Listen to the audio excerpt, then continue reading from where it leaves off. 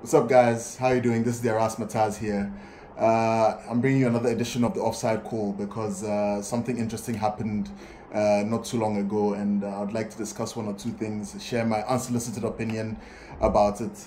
As usual, before I start, I'd like to ask that you subscribe to the channel if you haven't, and also, if you like the videos, click on like and share the videos as well.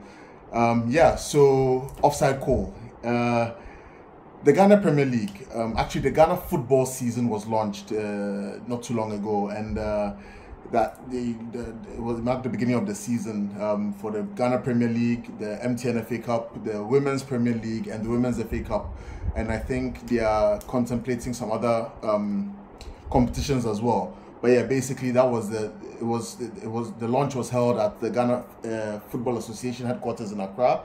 And I'd like to discuss a few things that pertain to the Ghana Premier League. Some changes were made, and Aurel Kwampofo of Joy Sports shared these changes. A big shout to Aurel Kwampofo for that. He does an amazing job when it comes to these things. Here they are, for those who don't know. So now 5 substitutions have been introduced for the upcoming season, which I think is in order because almost everywhere around the world now they allow for 5 substitutions. Then there are 3 opportunities to make the 5 substitutions. Okay, that's reasonable. Matchday squads increase from 18 to 20. Okay, that sounds reasonable too. Then clubs are allowed to have 9 players on the bench instead of 7. Last season and before that was 7 substitutes. So I guess that's pretty straightforward as well. Then clubs are allowed to register up to 40 players. 40. I think that's a bit much. But anyway. Then the last one. 10 out of the 40 must be under the age of 17. Under 17, 10 of them. Whew. Anyway, well, 40 players is way too much. As if 30 wasn't enough. It means that, there'll be a lot of players who won't get sufficient playing time, and especially if the coach of the team is lucky to have a steady and strong starting 11 as well. A lot of players are going to be surplus to requirements at the end, and you're going to have a lot of disgruntled players because they're not going to get enough playing time. Even in leagues where they register just 25 players, you get a lot of players who do not get a lot of playing time and they end up being unhappy and seek moves. So I think 40 players in a season is a bit too much. But my biggest problem is with change number 6, which is the 10 under 17 players that are to be registered for the season. 10 players under 17, in my opinion, they're just going to waste away.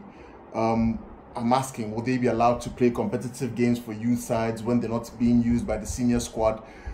Because if not, then it's just going to be a waste of time. What it means is that they will spend most of their time only training with the senior squads, while their peers who were not registered for the senior squad get valuable playing time with the youth or reserve teams, honing their talent.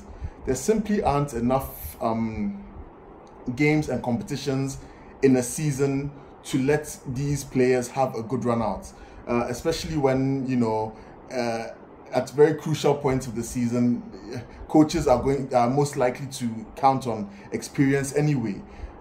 So I think what should have been done is they should have changed the regulation that allows that doesn't allow players of youth teams to be called upon to the senior teams at times during the season, because the youth teams are separate teams or separate clubs from the senior teams. So in order for them to play, it means that they'll have to be transferred from one squad to the other, and that can only be done during transfer windows. I believe that if that is changed, and players of youth teams or reserve teams are allowed to be called upon during the season to play for the senior teams, that would, in my opinion, make more sense. And in that case, if it were me, what I would have done is I would have said, okay, then maybe there should be at every during every match there should be maybe 3 under-17 players in the match day squad.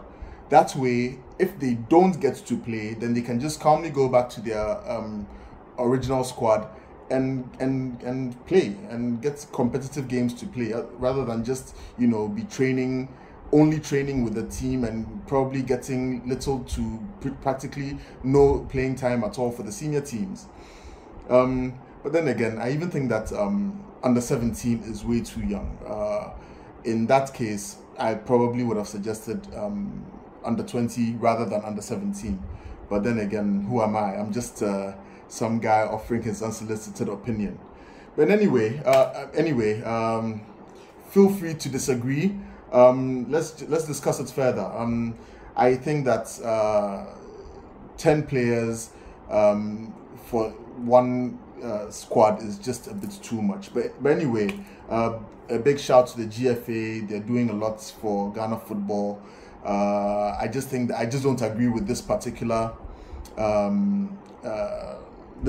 change.